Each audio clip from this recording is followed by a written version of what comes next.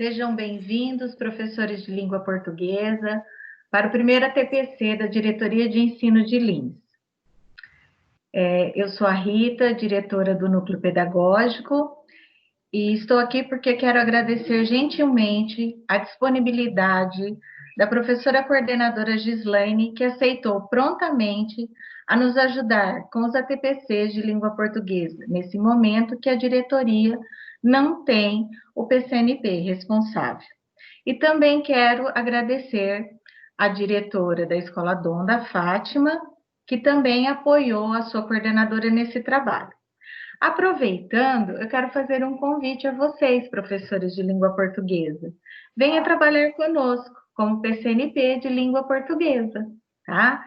Nosso edital está aberto, é só vocês entrarem no site da diretoria, que lá tem todos os dados para vocês fazerem a inscrição, tá?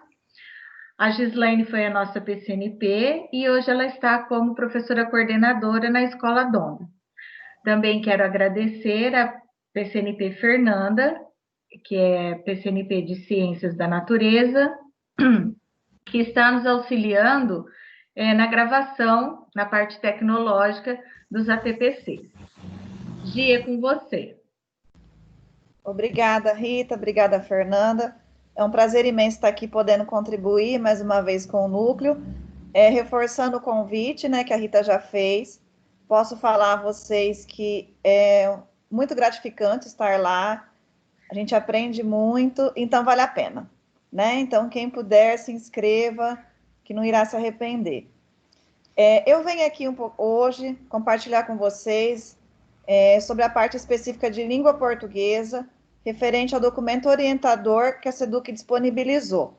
Tá? Sabemos que os coordenadores já passaram a vocês algumas situações, as orientações, mas hoje a gente vai falar específico mesmo da disciplina. E a gente fica pensando nesse momento tão difícil de pandemia, como lidar com os alunos, com as aulas não presenciais, quais caminhos devemos percorrer nesse momento, os objetivos, né, que nós estamos traçando. E a gente sabe que a gente se preocupa com a aprendizagem dos alunos, mas como proceder, né?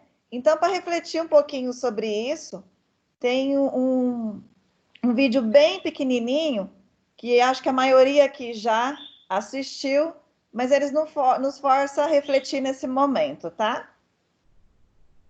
Já vou, não tem importância, estou compartilhando outra vez, porque a tela travou, mas a gente volta sem nenhum problema, tá?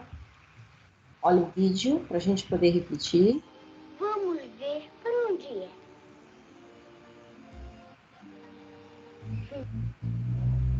Que caminho é que eu vou tomar?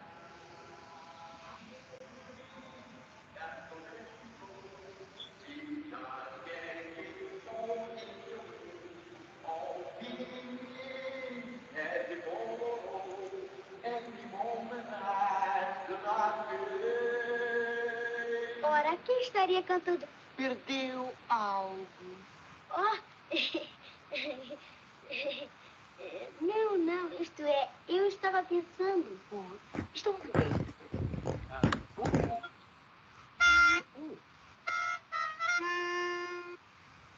Segundo verso. Moninga today to go. She just getting more in your way. Oh, você é um gato. Mestre gato. Oh, me, and the bolo. Oh, espere, não vá, espere. Muito bem. Terceiro verso. Oh, não. Obrigada, mas eu só queria saber que caminho tomar. Oh, isso depende do lugar aonde quer ir. Oh, realmente não importa, desde que eu... Então, não importa que caminho tomar.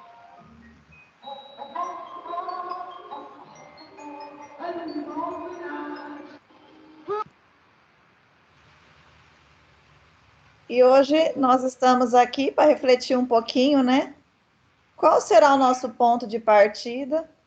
Aonde queremos chegar? E quais são os objetivos que serão traçados para esse momento, né? E no próximo slide, a gente tem aqui para apresentar para vocês hoje um caminho, né? Um caminho que nós podemos percorrer, né? O nosso ponto inicial.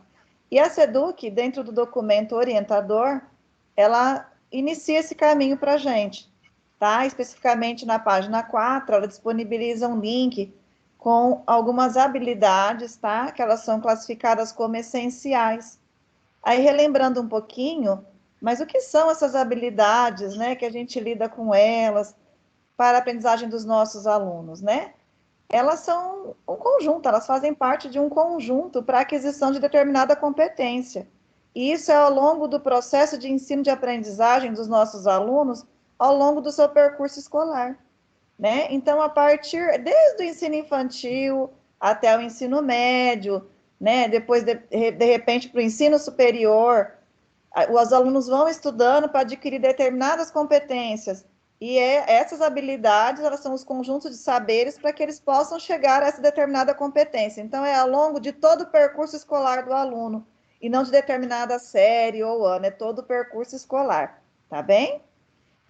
No próximo slide, consta aí a página 4, que eu já citei, tem esse link, tá? Tenho certeza que a escola já disponibilizou o acesso, mas se alguém precisar consultar, pode retomar lá o documento, na página 4 consta esse link.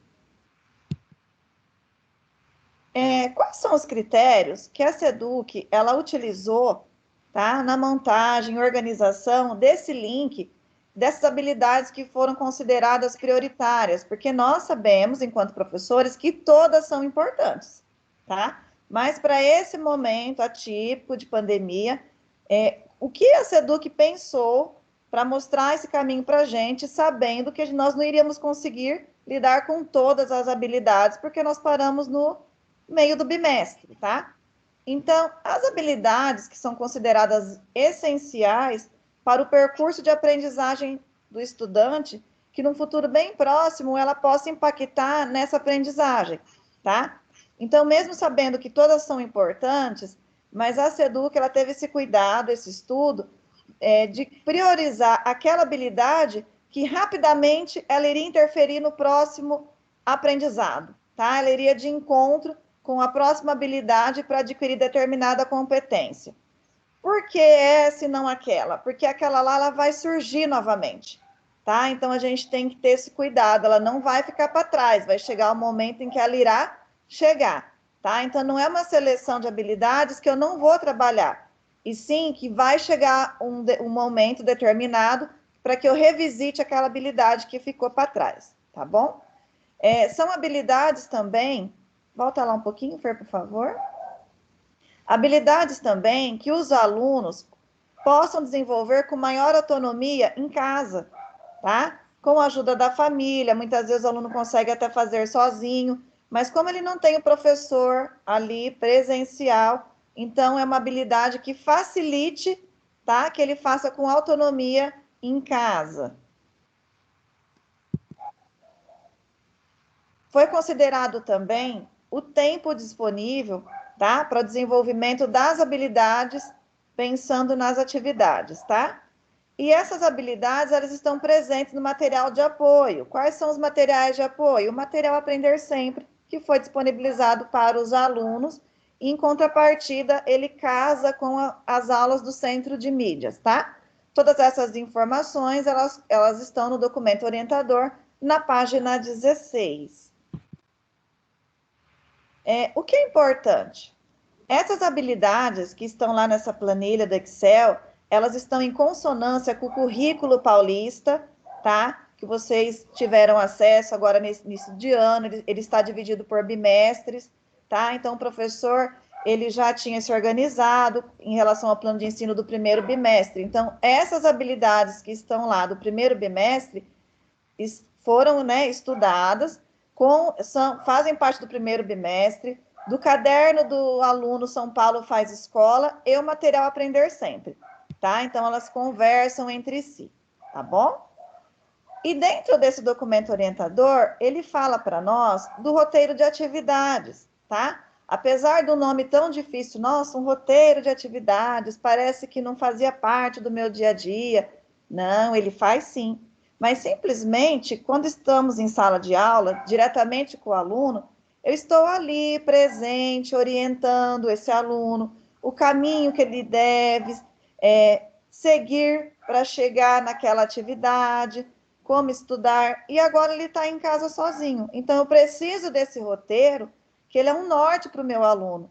Como iniciar aquela atividade, o que ele precisa estudar, o que ele precisa pesquisar. Então, eu faço esse roteiro, né? Agora, como eu não estou lá presencial para fazer de forma oral com o meu aluno, eu vou escrever qual é o melhor caminho que ele deve seguir, né? Para que ele faça aquela atividade da melhor maneira possível, tá?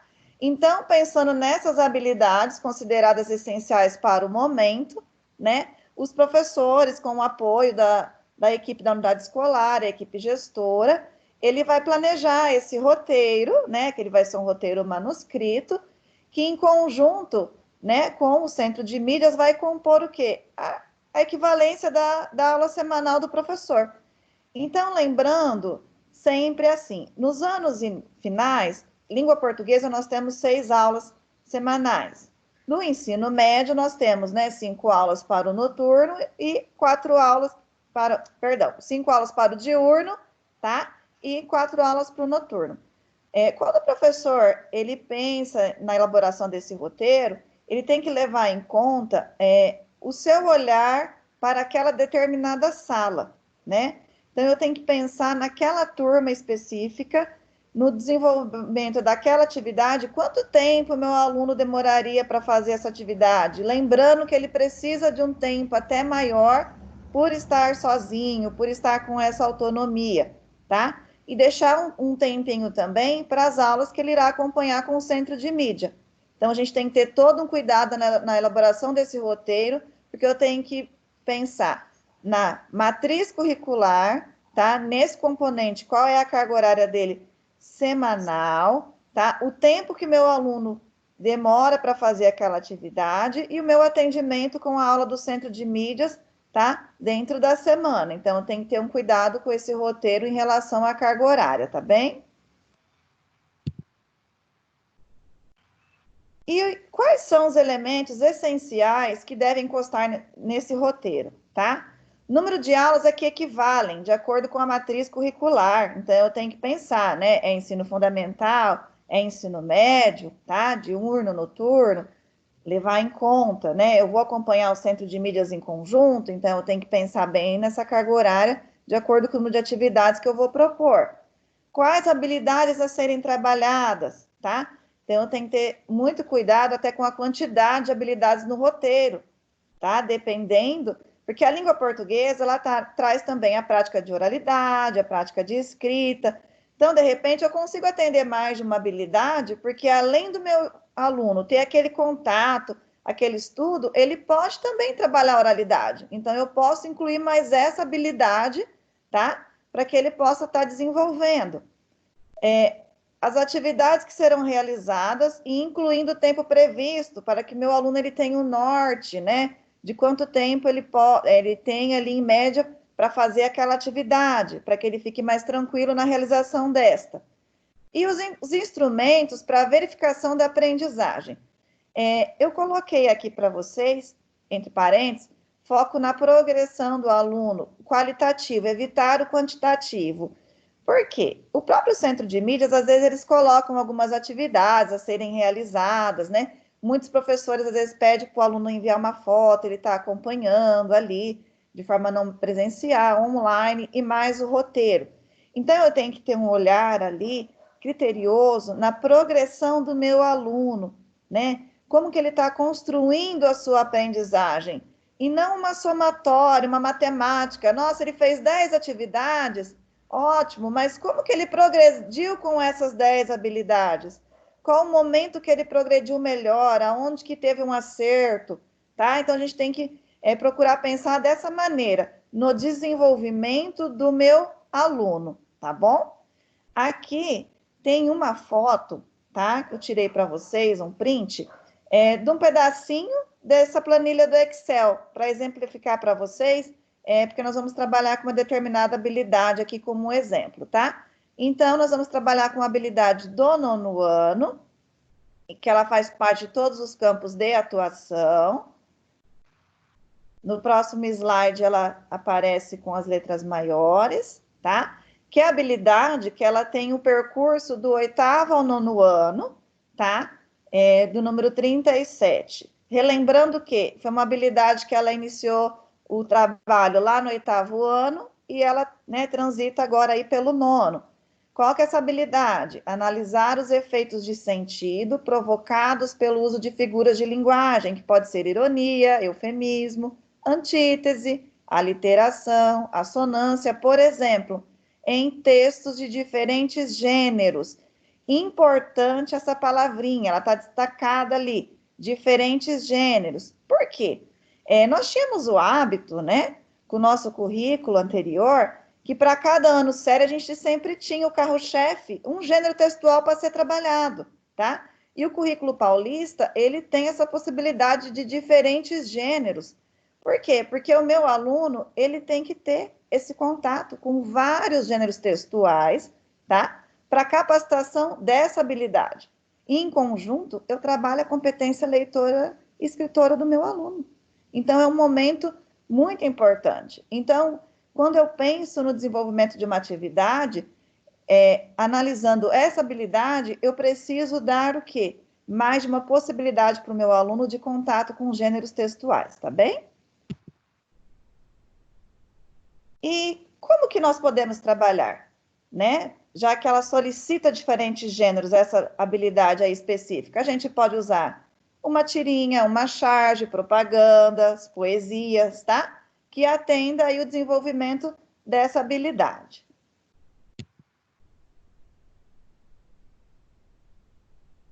Aí nós temos um exemplo, tá? Nós temos essa tirinha desses personagens conhecidos, né? Eles fazem parte da Turma da Mônica. Então ele fala para o Chico Bento: meu pai tem 800 cabeças de gado. E o seu? Ele responde: o meu pai só tem um boi, mas ele está inteirinho.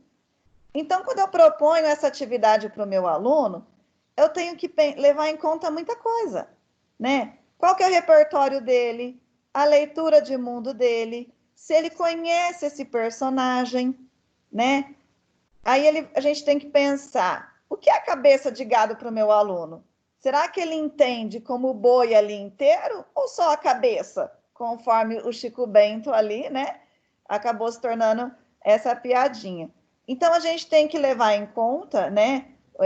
Os meus alunos ali de determinada sala, porque aí eu tive esse tempinho para conhecer meus alunos e saber como que eles iriam lidar com essa tirinha. Então, se eu for pensar numa atividade levando em conta esse texto aí apresentado para a gente, eu tenho que pensar, né, pensar em questões disparadoras que vai nortear o trabalho, né, essa aprendizagem dos meus alunos, e eu tenho que levar muito assim em consideração a leitura da imagem e do texto, né?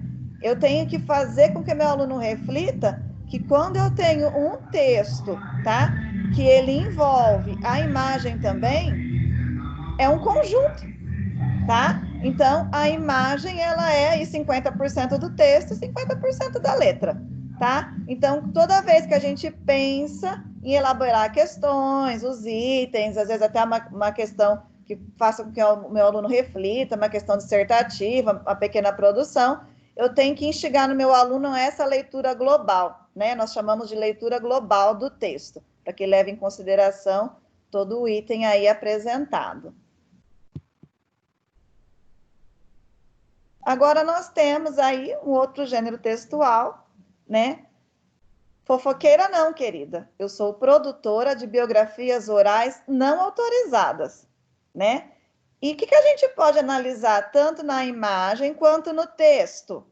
Olha ali, a maneira como elas estão penteadas, os acessórios que elas utilizam, né? A gente tem que verificar muito a expressão facial, porque nós temos 3 personagens ali, né? Como que está a expressão, para que meu aluno perceba que ele precisa dessa imagem para entender ali, tá? O que é que está acontecendo, tá? Porque se ele levar em conta somente o texto, será que ele vai conseguir responder alguma questão? Não. Então, é um conjunto, tá? Por isso que é importante, né, uma sugestão que eu faço, quando a gente lida com esse tipo de gênero textual, que a imagem ela fortalece aí o texto, a gente comece com questões disparadoras, levando em conta a imagem, tá? Para que o meu aluno compreenda a imagem primeiro, que vem em contrapartida com o texto, tá? Nós temos um exemplo aí de uma atividade, tá? Uma atividade aí com algumas questões objetivas. Ela é uma tirinha, né? E vamos pensar um pouquinho na imagem, né? A gente tem ali uma bicicleta, dois meninos, um tá de boné, e ele fala, né? Meu pai fica pedalando essa bicicleta, mas nunca vai a lugar nenhum. Deve ser uma metáfora da existência dele. Então eu fico pensando, será que meu aluno em algum momento viu uma bicicleta dessa? Será que ele vai assimilar essa imagem a uma bicicleta? Então a gente tem que pensar, né? Como que o meu aluno viria isso? Olha aqui uma questão, tá? Que está exemplificando. Nessa tirinha, a personagem faz referência a uma das conhecidas figuras de linguagem para. E aqui eu queria chamar a atenção de vocês para o seguinte: a gente às vezes trabalha muito qual que é a questão correta, né?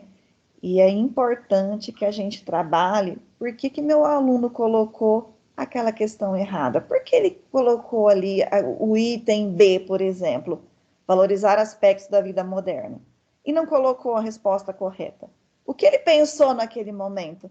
Porque é muito importante a gente ouvir, que a partir do momento da reflexão do meu aluno, eu vou perceber aonde ele está errando e eu posso mostrar para ele qual seria o caminho mais correto para ele pensar.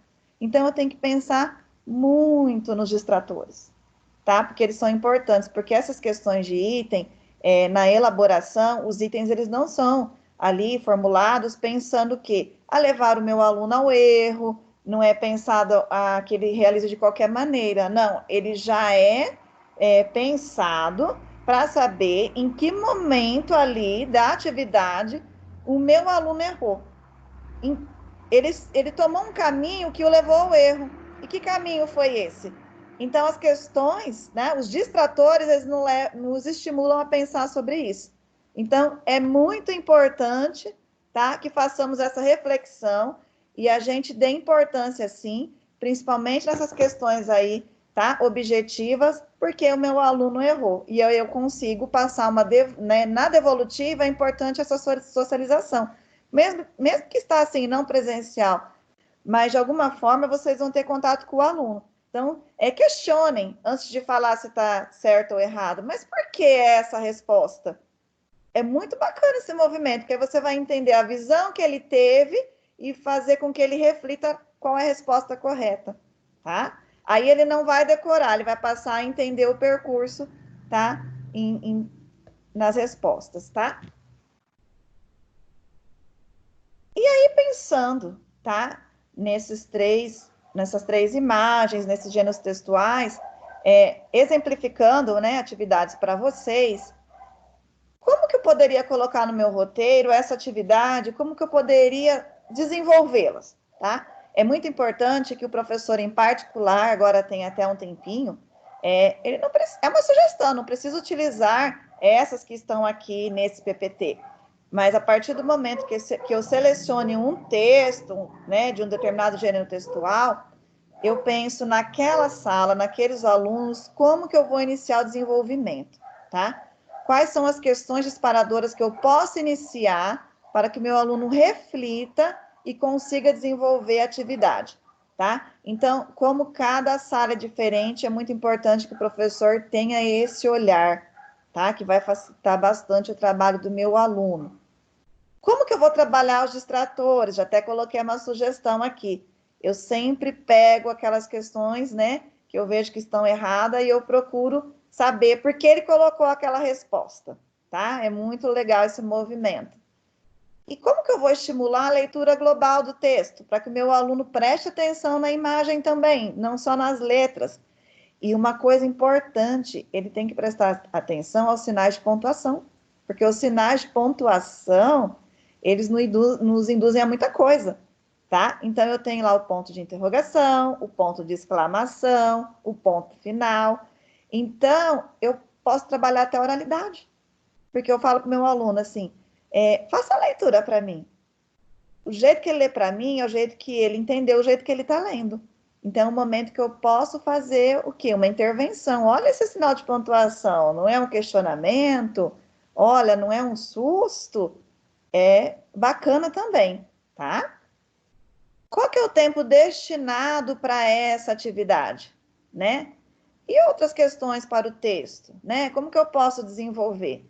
Vocês perceberam que nesse exemplo aqui, nessas questões, que faça com que vocês reflitam, que a gente falou até um pouquinho dessa prática da oralidade, eu posso pensar até um pouquinho na produção textual, né?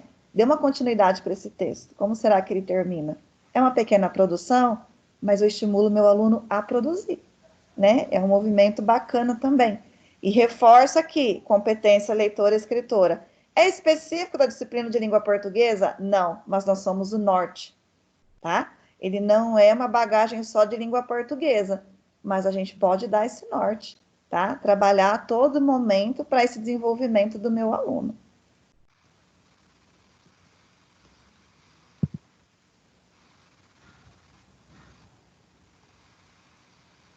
Como que eu posso desenvolver atividades através desses textos apresentados? Eu posso trocar? Devo, são só sugestões, tá?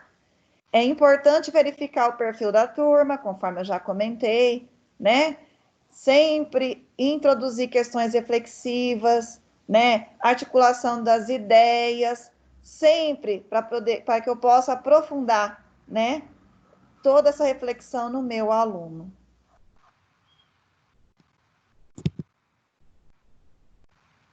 Com base nessas reflexões, nessas sugestões, né?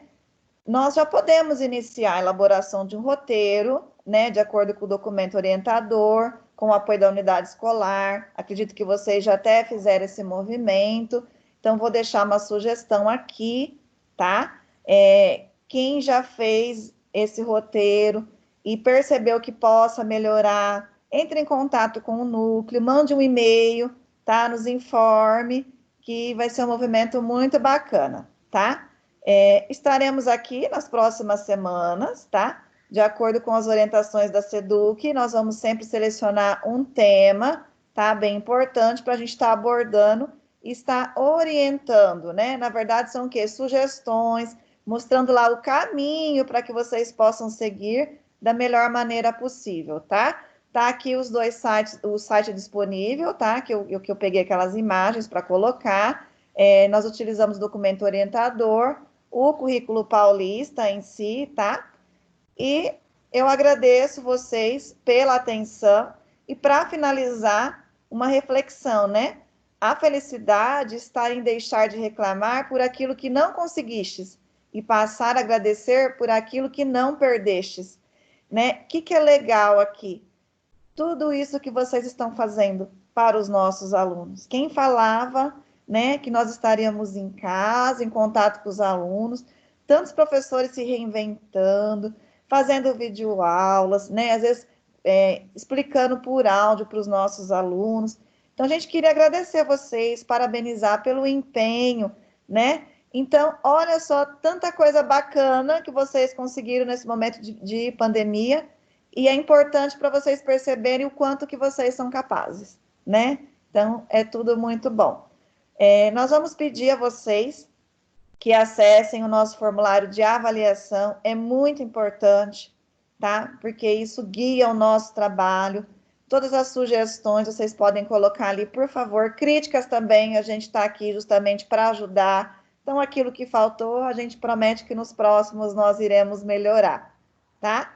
Eu agradeço a atenção de vocês, deixo um beijo bem grande aqui, tá? Contem comigo aí para as próximas semanas e estaremos juntos em breve, tá? Olha, no coração de vocês, meninas, obrigada aí pelo convite, contem comigo, tá?